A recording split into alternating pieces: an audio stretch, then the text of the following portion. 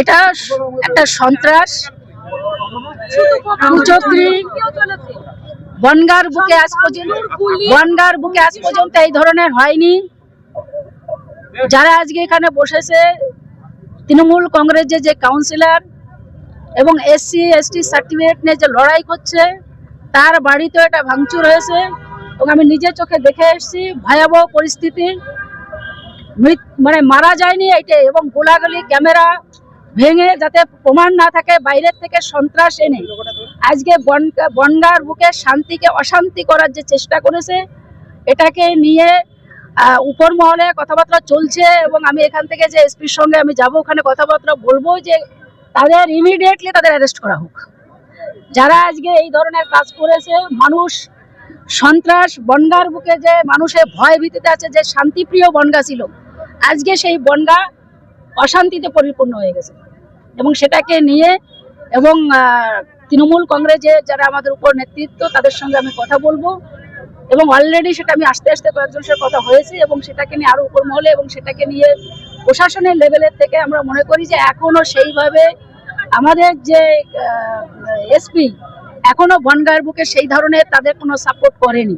আমি এসপির সঙ্গেও দেখা করে এখানে যাব, যাতে ইমিডিয়েটলি তাদের অ্যারেস্ট করা হোক।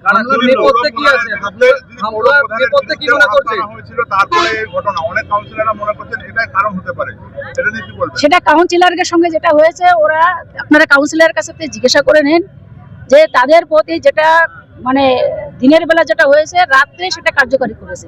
আমি বলবো যে কাউন্সিলরের সঙ্গে এটা আপনারা তাদের বক্তব্য নিয়ে নেন, যে কে কি বলেছে, তারা সেটা আমার থেকে বেশি ভালো বলতে পারে। হামলার নেপথ্যে কি কারণ মনে করছেন দিদি? হামলার নেপথ্যে কি কারণ মনে করছেন?